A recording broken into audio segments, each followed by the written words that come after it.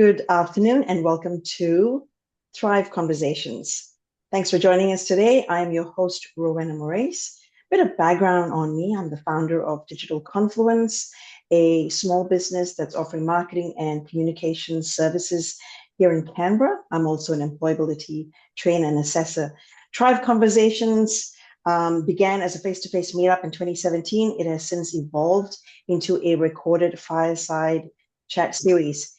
Never about perfection or promotion here with these conversations. It's about lived experience and supporting women to see what's possible for themselves, how visibility, credibility, and influence built over time can work to support you, how it can support the work that you're doing and the causes that you advocate for. Now, my guest today is Meridith Ebbs. Meridith is an experienced educator, a speaker, an education consultant, and she specializes in the teaching of digital technologies curriculum. And she's been invited to speak at educational events. She was a finalist in the 2022 Banksia Awards for her citizen science project. So I'd like to dig into that a little bit more afterwards. But alongside her role as the ICT and Innovation Coordinator and leader of learning at St. Clare's College, Meridith is also the founder of Make, Create, and Educate, where she consults with schools and educational organizations. So welcome to the call, Meridith. Thank you. How are you this Thanks for having me. afternoon? Hot, but good. Very hot. Yeah. All right. So before we dig into the questions, maybe just a quick overview. That might be a bit hard, but a quick overview into your career, just a snapshot of, how you started in your early career to the point that you are right now. Okay. You cannot plan for a career that is as windy as mine. I have a philosophy of if an opportunity comes, you take it. And so I've got a Bachelor of Science with a dip in primary school. I've got a Master's in Adult Education, and I've sort of gone from primary school through science, through working in corporate education as a trainer and a technical writer, and I've worked for not-for-profits. And my most recent career now, I'm into high school, and I'm the IT manager and innovation coordinator at St. Clare's College. So my most recent qualification was a grad cert in cybersecurity. So my interest in technology sort of came about from a job opportunity where I was asked to be a computer trainer. And that was in the late 90s when computers were just sort of breaking into Windows 95 and into business. And so that's where I learned all my skills, and I've just built on those over the years. You just sort of piqued your interest at that point? It did pique my interest. And as a result, a lot of the jobs I've got have been because of my digital skills, and which has then built my digital skills. So it's about taking opportunities and using those opportunities to your advantage so that you can build yourself, so that you can look for career paths. And the thing is that you couldn't have planned for my job because my job didn't exist when I was at school. The only one of my jobs that existed when I was at school was primary school teacher. That's it. Like, so nothing else. So I've just built an AI framework for work that we're in review. So you can't plan for what you don't know will come. Well, I'm very interested, like at the time that you were making these decisions, especially that early decision to sort of embrace the digital tech sphere. How were you feeling? Were you a bit nervous, like what this meant for you? Were you thinking this was a major shift at that time, or just kind of go with the flow? It was a major shift. So when I started at uni, you could still submit essays in paper. So you could do paper essays or digital. But it wasn't digital, it was typed. And so I'd go to the computer lab and I would ask the student who was manning the computer, how do I get to the middle of the line? How do I get to the next line? How do I type a capital? Like, I had no idea of how to use a computer. And when I got the job as a computer trainer, after teaching a couple of years, they employed teachers rather than computer experts, because in those days the computer experts were the trainers and they weren't very good at it. Hmm. So they employed trainers. So the first 6 weeks of that job was sitting in on computer lessons, on courses to learn how to use Microsoft Office Suite. So I learned how to use every application in the first 6 weeks of this job and then became a trainer. And I think that job, it was pure chance that I found out about the job. It was not the type of job I would apply for. It was just someone was in my master's, was looking for to employ people, and she said, you should come to the information night. And it was pure chance. Wow. It, Okay, you carry can't, on. Sorry. I was just going to You say, can't. you can't plan that. Yes. And it really is that philosophy of take an opportunity when it's presented, because that was one of those sliding doors moments where will I go to the information night or will I not? Yeah. And so I'm a big believer in if someone offers an opportunity, you investigate the A opportunity. risk taker. Yeah. Well, you Yeah. take the opportunity. I don't see it as a risk. I see it as an opportunity. And then it's sort of that positive mindset of what would happen if I It's did this? perspective. It is Yeah. perspective. So It is. yeah, that's fantastic. Mm. A lot of this conversation that I want to have in these fireside chats around building visibility, Mm. building your sense of credibility, your reputation in the market, influence that we build not only in our roles but in the workplace as a whole, but also in the wider community. I know that you've been involved on the speaker circuit. You've been invited a number of times to speak. How did that journey first start, and what made you say yes to that first speaking opportunity?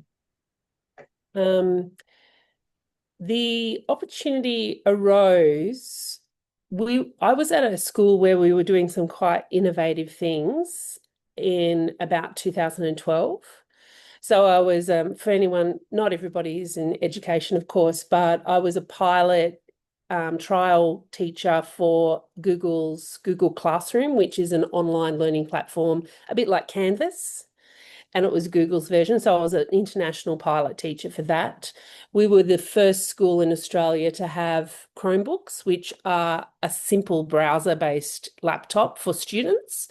And so out of that came opportunities where people wanted to know what we were doing and how we did it. And I went through the Independent School Association where they were running a conference, and I asked if I could speak about that. Just Oh, you asked. yes, I asked, I applied. Wow. And then Okay. the person who was running those conferences, I got to know her.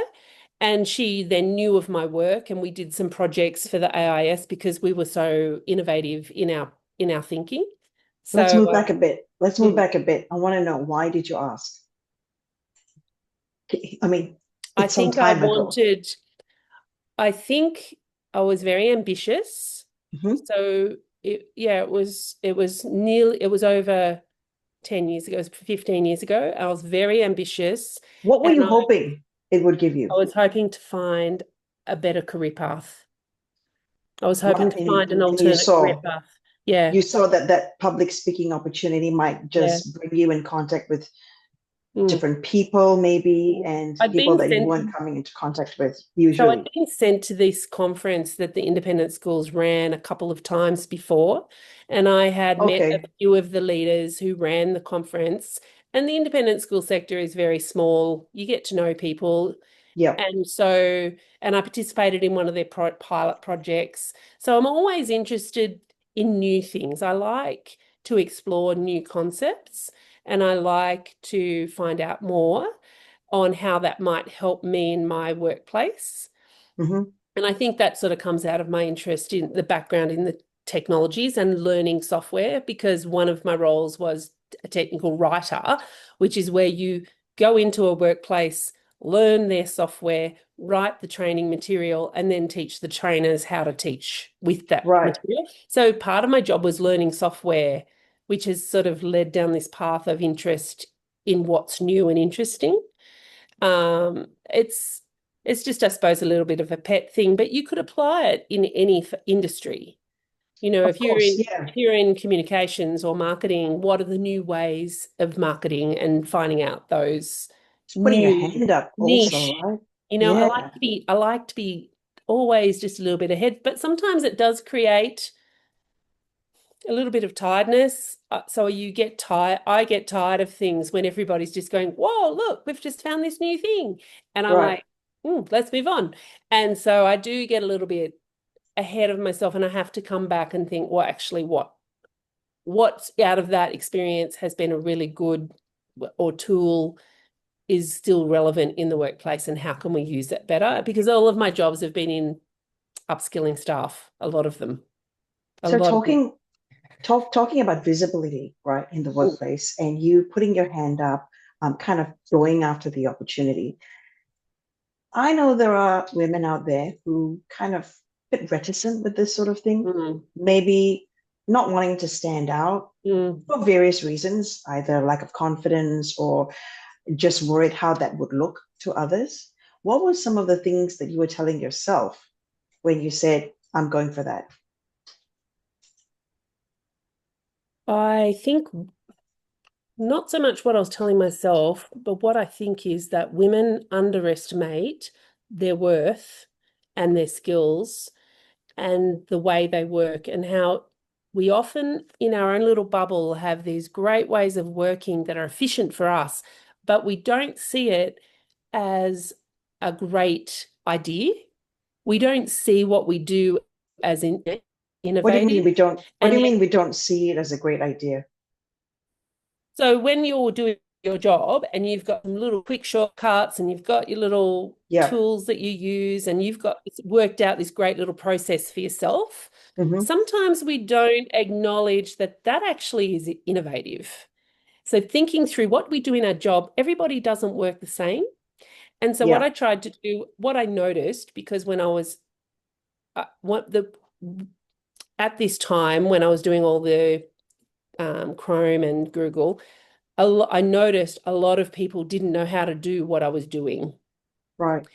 And so I actually initiated by going to a manager and saying, I have noticed that this is a way, this isn't being used in the school, and I put forward ideas of this is how we could make ourselves more efficient. This Right. is how we could make ourselves more it could improve our processes and procedures. And so I took things that I thought I was doing well that I knew other people weren't doing, and then designed a way to teach people how to do it. And I Wow. know I'll acknowledge that a lot of people aren't natural teachers or aren't natural public speakers. Hmm. But it could be in the format of a mentoring program where you're one-on-one, where Yeah. you work with one person. It could be just within your team or within your small group. So it doesn't have to be across an entire workplace. It could be just, Of course. Yeah. Those one-to-one. are those are great suggestions. So Mm. when you were doing these things, you were obviously thinking about your role in this and how you can contribute. Did you also think about visibility? Did you think about uh, what the impact would mean for you in terms No, of the other things that you wanted to do no, that came later. that That came later? initially it was in my professional goals of I wanted to progress beyond being a classroom teacher. So Okay. while I loved being a classroom teacher, it wasn't what I wanted to do forever. And it was a very good job while I had young children, but that wasn't what I wanted to be or stay as. Did you But I know was, that at the start or no, just over time, uh, just as things progressed and things shifted? yeah, I acknowledge that teaching right from the start would be a good job to have when I had children. Right from the start, Right. I knew that. Um, but I didn't, I didn't have any concept of an online profile, or like this is the mid 2000s, and It's a bit early it back was a bit then. early. It is. But Yes. what happened was I was starting to go to conferences more. So I negotiated with my workplace because I was part-time that they allowed me to swap days so that I could go to conferences. And by going to a conference, I worked out if you speak at a conference, they pay for your entry. So if I Right. asked my employer to go to excuse me, to go to a conference, they would say no. because there was no budget for me to have professional learning, because I'd had my one course this year and everybody had Allocation. a Yep. course. Hmm. So I worked out that if you speak at a conference, you go for free. And the organizer will cover your ticket cost and sometimes cover your transport. Excellent. And so this is why I started speaking at conferences, because I wanted to go to more conferences and learn more than what my To employer learn, was willing to to let me go. network too, To meet more learn, people, initially to to learn. learn. Because computers, it's always changing.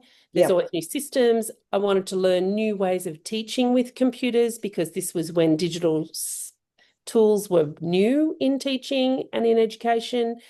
And my skills were dating.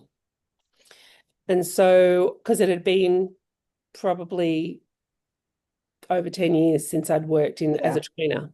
So it really came out of, if I speak at a conference, I get to go for free. That was how it started. Okay, so just the learning part of it. And then, of course, that was in the early days when digital wasn't so big. Did you think about networking at some point Yeah. after? And what did that mean for you? Yeah. Was that largely face to face? Yeah. So afterwards, what happened, once I started going to conferences, I started seeing people more. And because I started speaking, I started meeting speakers, and they all wanted to connect on my Facebook. And I was like, and they're Right. going to be on Facebook Facebook's my personal space. So I started a Twitter account, Okay. and I came to LinkedIn quite late, but I started a Twitter account, and now Twitter's sort of died off. So LinkedIn's become really the space. The space. But Okay.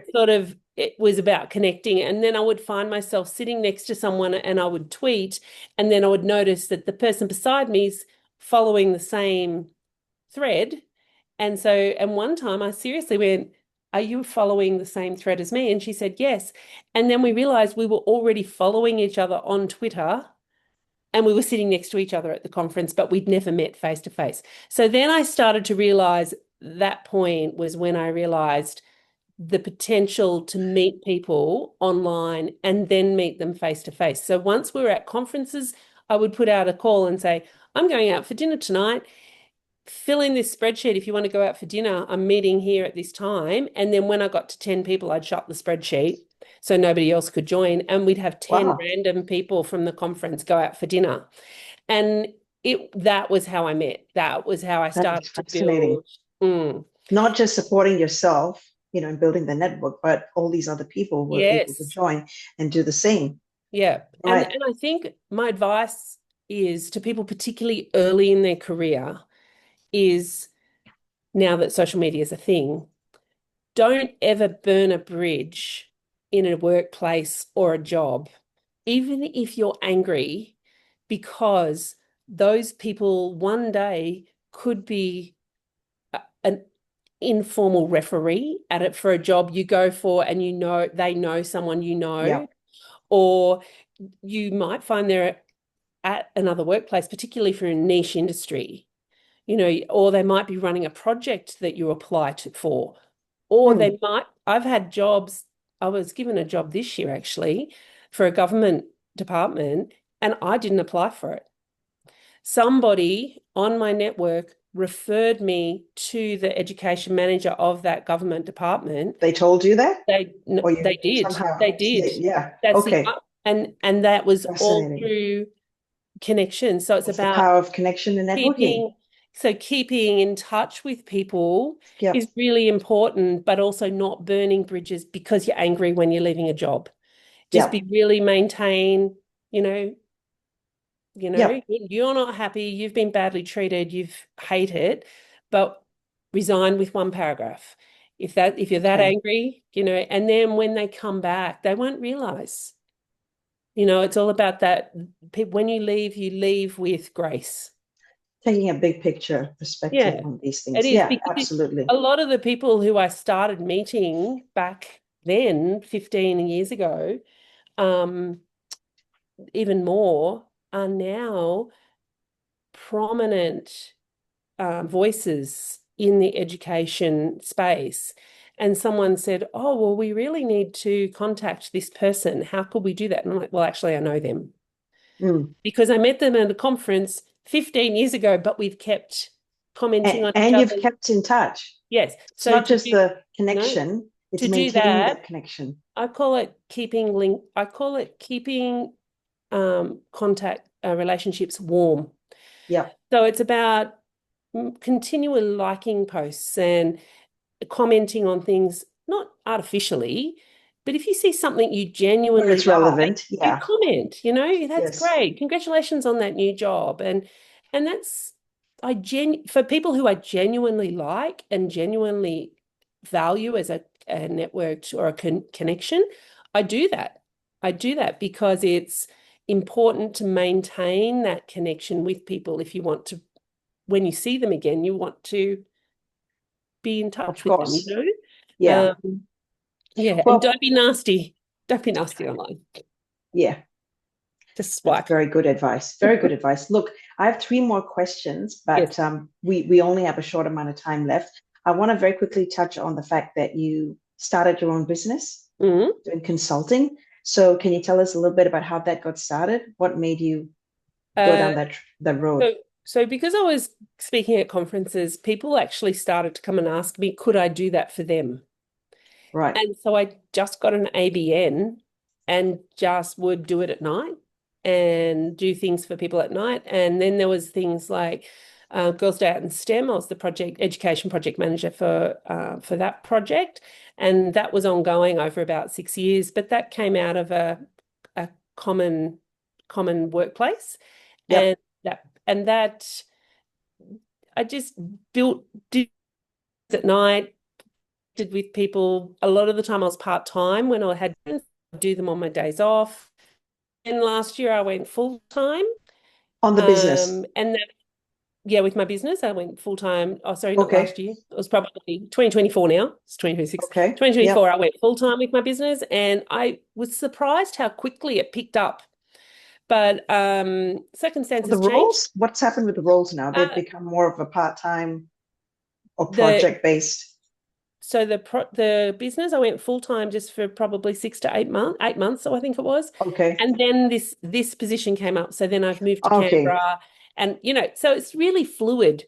So where were And you before this? I was in Port Macquarie. Ah, right. Okay. Yeah. So it was really just an opportunity came up. Like I said, right at the start, an opportunity came up Yep. and I applied and I got the That's what job. I'm So seeing. I'm just You're just going after those I opportunities. just take opportunities that teach, and it's always an opportunity where I think I will learn something or where Yes. I think it will build my skills. I opportunity in Port Macquarie teaching. I didn't want to go back into a classroom, and you could apply that to any career. You don't want to go Yeah, back to of being course. whatever the job was that you know really well. You want something new. So just sidestepping a little bit, and it's a bit of a Well, winding path. yeah, but how are you finding being in Canberra? I mean, moving to a new place, having to Mm, set up again, yeah, um, it's maybe been zero contacts or very few contacts. How has that whole experience been for you, like over the last So I two had one years then? friend. I had one One. friend, Okay. and it's a woman who I used to work with. Hmm. And we see each other if I go to her house, that we don't see each other a lot. But it was a big thing. I'd lived in that place for 25 years Mm. and my children left home. And Yep. as women, you can be left a little bit empty when all of a sudden your house goes from noisy to nothing. And Mm. so I saw that as a crossroads for myself. Mm. I saw that as an opportunity. Both my children left home, didn't just leave school, they left home. And so Yep. all of a sudden I went to nothing in my home. So I was like, well, what can I do? Because I Yep. didn't want to be, poor me. Of course. Yeah. So I just took this opportunity. So now this opportunity has led down the path of it's an education role, but I'm the leader of learning for IT and innovation. And so it's just been a different role again and just migrating, just again, another bend. Okay. Well, with the business, which is maybe now less of a focus because of the role, Mm, but that's still ongoing, and the role, and the fact that, we're in 2026, digital is more full on now. mm, How do you see having a network, digital and face to face, mm, or maybe in some respects, an audience, because you're posting content, you're mm. sharing information. How do you see that as important for building your reputation in the Mm. marketplace? So I have to comment there that for a few years I took a break because Okay. I feel I had to prioritize my family. Because people seem to think that when your kids go to high school, all of a sudden they don't need you, but I would beg that they need you more.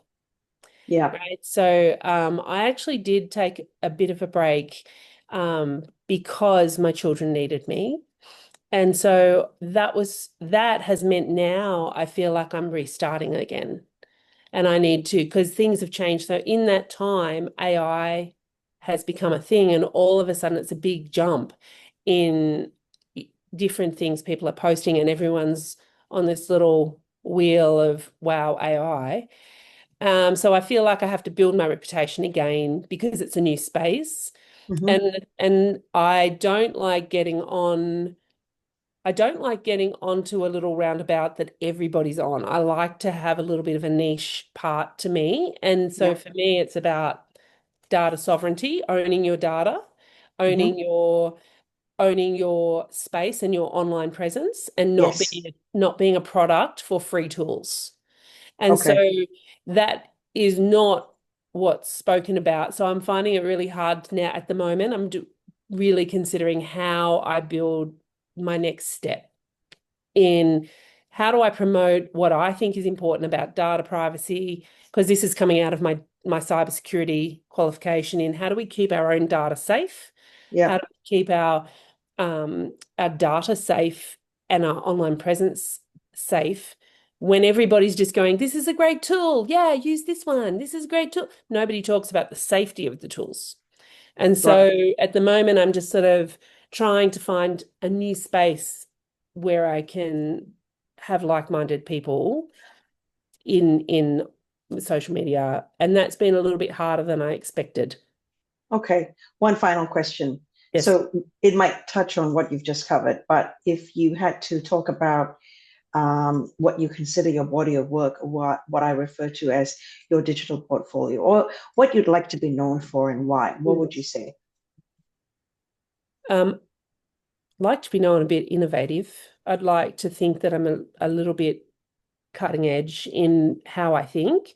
I'd also like to be thought of as a little bit of an offbeat, like a little alternative to the mainstream. But predominantly, I'm a digital communicator. I'm a technology communicator, and I can work with any people to translate from your enterprise manager who wants to input pose new systems on users. How do the users get to know what they have to do in plain language? So Hmm. I do like to be a translator for people. So what does Okay. online safety mean to everyday users when all they get is, there's been a breach and your PII has been exposed and it's on the dark web and all that. What does that mean to a regular user? What I do find difficult is to put get your voice out above the main loud, often male voices. How do you create that separate persona that's slightly different to the mainstream voices? Um, but I'm a digital communicator, really, is what I am. And I work on building new systems for users in my workplaces where I work, which has also Excellent. been in my business, but yeah, wherever Okay. I am. Excellent. Well, thank you so much for coming on today, talking about your experience, your journey. It's been a real pleasure to chat with you and learn much more about you than I initially did with our conversation about a year ago. I hope we can continue this discussion online when I share this, and even offline for anyone who cares to meet. Now, if viewers are keen to learn more about you and your work, how can they do that?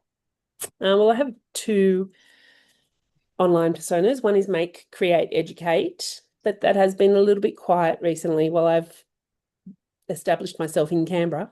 And the other is iMerinet. So IMERINET. I'll share those Yeah, details yeah. So in the comment. I'm on most platforms, but I have been a little bit quiet recently, and I'm hoping that I'll bring that back once I get settled after my big move. Excellent. Well, thanks so much, Meredith. This Thank has you. been the Thrive Conversation with your host, Rowena Morais, and my guest, Meridith Ebbs. Thanks for joining.